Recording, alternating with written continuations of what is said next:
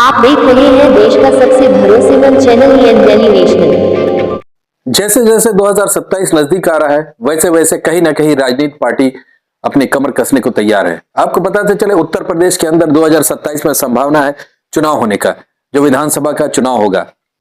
लगातार BJP 2 tenure से यानी कि लगभग 9 सालों से उत्तर प्रदेश के अंदर राज कर रही है। उसके पहले समाजवादी पार्टी भी राज कर रही थी, उसके पहले बहुजन समाज ने राज किया, बहन मायावती जी मुख्यमंत्री थी, उसके बाद अखिलेश जी मुख्यमंत्री बने। और 2017 से कहीं ना कहीं अगर देखा जाए तो योगी आदित्यनाथ जी सूबे के मुख्यमंत्री हैं। 27 की हलचल शुरू हो गई है, हर पार्टी कमर कस के तैयार है।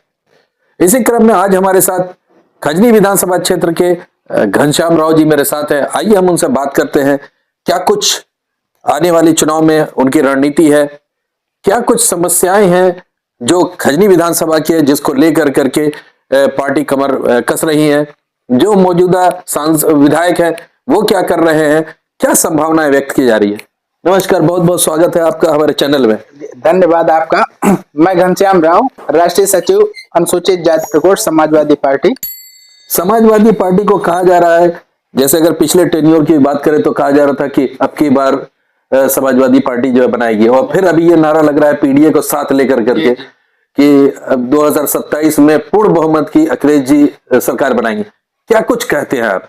जनता जो है भाजपा को 2 बार अवसर दिया, लेकिन जनता जो है वर्तमान में भाजपा से एकदम त्रस्त है।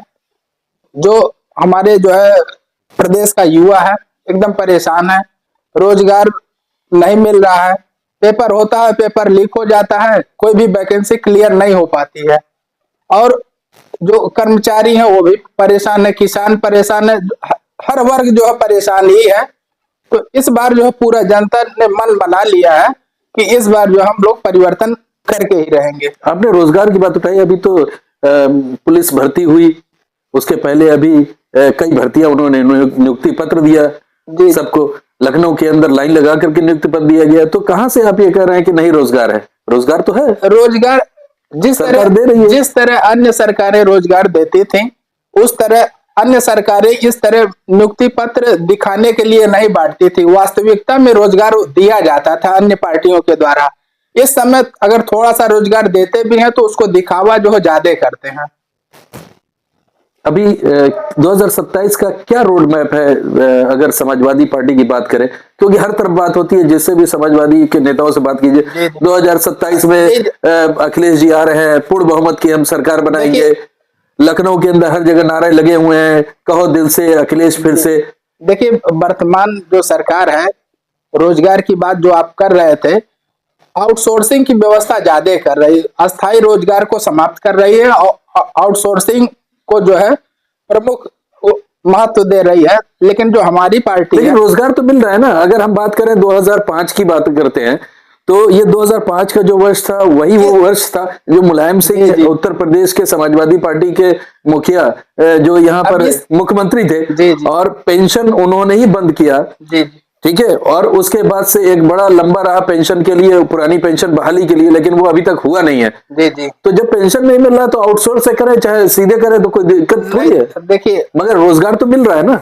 वर्तमान समय में जनता महंगाई से इतनी त्रस्त है, और जो संविदा पे लोग नियुक्त हो रहे हैं 8-10 हजार उनको मानदेय मिलेगा। इस महंगाई में 8-10 हजार से क्या होने वाला है।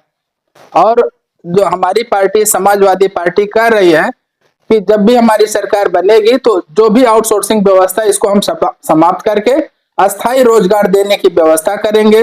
और जो लोग जैसे शिक्षा मित्र इतने दिनों से बेचारे, काफी लोग तो आत्महत्या कर लिए, हार्ट अटैक हो जाता है, उनका पूरा जीवन जो है बीत गया, लेकिन बेचारे लगभग 10 हजार में जीवन यापन कर रहे हैं, पूरा अपना जीवन बिता दिए। हमारी पार्टी कर रही कि अगर हमारी सरकार बनेगी तो उनको पुनः जो है परमानेंट करेंगे, कर्मचारियों को पुरानी पेंशन की व्यवस्था करेंगे, और युवाओं के लिए बेहतर शिक्षा, चिकित्सा की व्यवस्था और रोजगार सब जो है करेंगे। पुरानी पेंशन की जो बात आप करते हैं 2005 में आपने ही बंद किया, यानी मुलायम सिंह जी सरकार में थे और उन्होंने ही बंद किया था।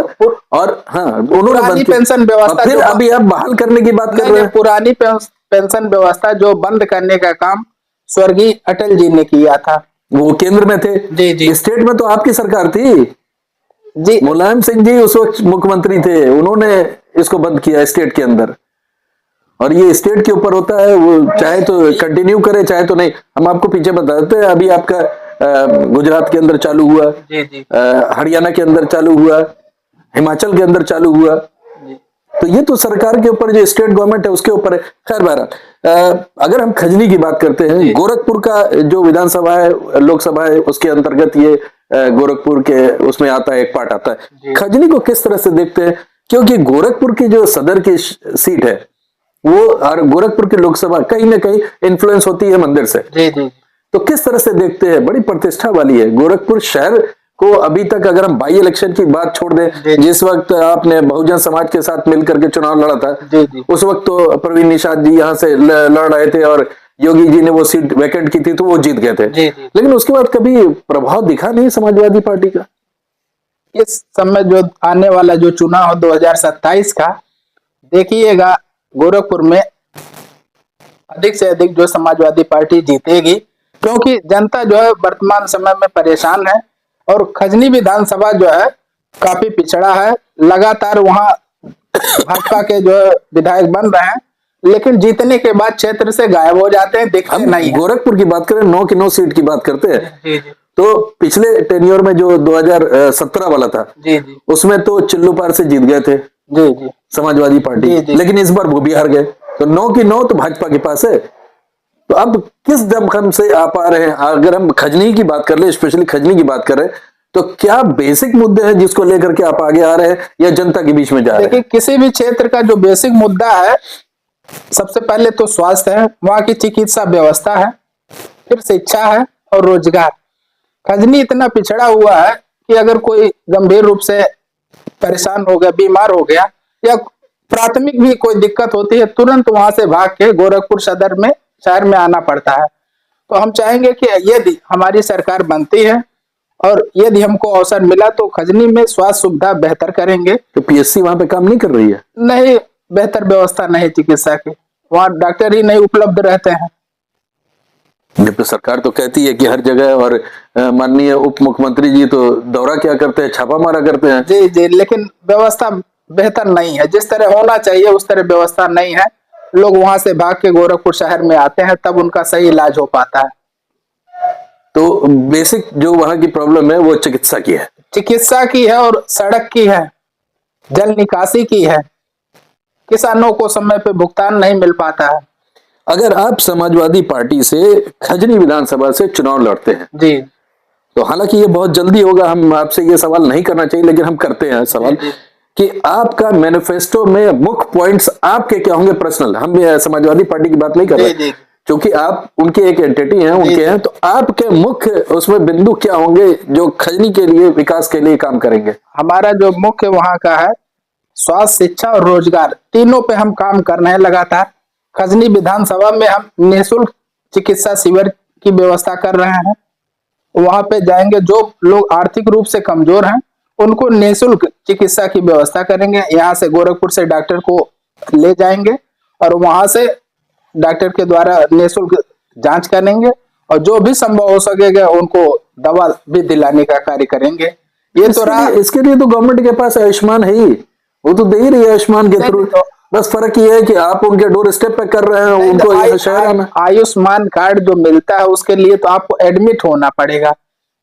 गांव की जनता इतनी जो है गरीब है, सारी सुविधाएं वो ले भी नहीं पाते हैं, उनको काफी कठिनाई है। तो जो प्राथमिक उपचार जैसे हैं, कुछ ऐसी समस्या है कि वो बेचारे वहां तक पहुंच ही नहीं पाते हैं, तो उनको घर जाके ही, उनके क्षेत्र में जाके हम सुविधाएं देने का कार्य करेंगे। और शिक्षा के क्षेत्र में उच्च शिक्षा एवं मुफ्त शिक्षा अभियान के तहत मदर टेरेसा फाउंडेशन के द्वारा हम इंटर के बाद जो बच्चे उच्च शिक्षा ग्रहण करना चाहते हैं, आर्थिक रूप से कमजोर हैं, पैसे के अभाव में उच्च शिक्षा नहीं ग्रहण कर पाते हैं, ऐसे बच्चों का हम पूरा सहयोग करेंगे और उनको निःशुल्क शिक्षा दिलाने का कार्य करेंगे।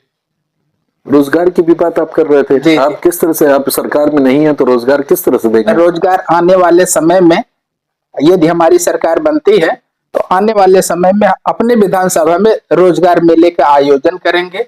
वहाँ जो छोटे छोटे उद्योगपति हैं उनको बुला के जो बच्चे डिप्लोमा किए हैं, पॉलिटेक्निक या ITI वगैरह किए हैं, उनको रोजगार दिलाने का कार्य करेंगे।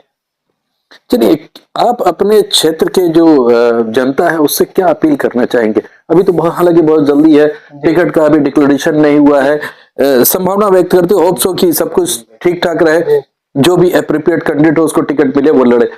समाजवादी के एक आप वहां के नेता हैं, उस एरिया में काफी समय से आप हैं, क्या अपील करना चाहेंगे वहां की जनता को? अभी तो हम खजनी विधानसभा में गांव गांव जाकर लोगों से मिल रहे हैं और उनकी समस्याओं से अवगत हो रहे हैं, और मेरा प्रयास यही रहेगा जो वर्तमान समय में समस्या का निस्तारण करने लायक है उसको हम निस्तारण भी कर रहे हैं। और आने वाले समय में अभी काफी ऐसे लोग मिले हैं जिनके पास आवास नहीं है। सरकार तो दावा कर रही कि सबको आवास मिल गया, शौचालय मिल गया, लेकिन हम सर्वे कर रहे हैं पूरे विधानसभा का, तो बहुत ऐसे दलित बस्तियों में हम गए हैं कि लोगों के पास अब भी आवास की सुविधा नहीं मिल पाई है। उनको हम चिन्हित कर रहे हैं, जब भी हमारी सरकार बनेगी तो उनको आवास दिलाने का कार्य हम करेंगे। चलिए, यहाँ पर इनका साफ कहना है कि जो सरकार के दावे हैं वो हवाई दावे हैं, जो कि पेपर के अंदर हैं, कागजों में वो तो दावे हैं, लेकिन जमीनी हकीकत यह है कि वो वहां पर होता हुआ उतरता हुआ नजर नहीं आ रहा है। जैसा कि इनका बताना है, खजनी विधानसभा क्षेत्र की अगर ये बात करते हैं, चाहे ये चिकित्सा की बात कर ले, स्वास्थ्य की बात कर ले, साफ इनका ये इल्जाम है और ये इनका कहना है कि वहां पर डॉक्टर्स अवेलेबल नहीं होते हैं, चिकित्सा वहां पर अच्छी तरीके से उच्च कोटि की चिकित्सा नहीं मिल रही है, जिसको लेकर करके कहीं ना कहीं इन्होंने मुहिम छेड़ रखा है। रोजगार की जहां तक बात इन्होंने किया, आज की जो नई पीढ़ी है उसके लिए इन्होंने हायर एजुकेशन के लिए इनका एक फाउंडेशन है, जिसके साथ ये कोलैबोरेशन कर करके उसको जो भी है प्रोफेशनल कोर्सेज हैं उसके अंदर निःशुल्क शिक्षा दिलाने का कार्य करने की बात कर रहे हैं। तीसरी जो सबसे अहम चीज है वो ये है रोजगार। ये सबसे बड़ा मुद्दा है, चाहे 2014 से देखा जाए चाहे 2017 से, हमेशा विपक्ष ने इल्जाम लगाया है कि उत्तर प्रदेश के अंदर क्या कि पूरे देश के अंदर कहीं रोजगार है नहीं। तो उसका भी इन्होंने साफ साफ ये कहा है कि अगर इनकी सरकार बनती है तो खजनी विधानसभा क्षेत्र के अंदर रोजगार मेला लगाएंगे और जो नवयुवक या नौजवान जो भी उसके लायक होगा, जिसने ITI पॉलिटेक्निक इस तरह का जो भी कोर्सेज किया होगा, डिप्लोमा और डिग्री की कोर्सेज किए होंगे, उनके अनुसार उनको नौकरी उपलब्ध कराने की कोशिश की जाएगी। अभी बहुत जल्दी है, आगे क्या होगा खजनी विधानसभा में ये तो नहीं पता, किसको टिकट मिलेगा, समाजवादी पार्टी का मैनिफेस्टो क्या होगा, सब चीज आने वाले कल के ऊपर है। बड़ा दिलचस्प होगा देखने के लिए कि इस बार खजनी में लड़ाई किस तरह से होती है।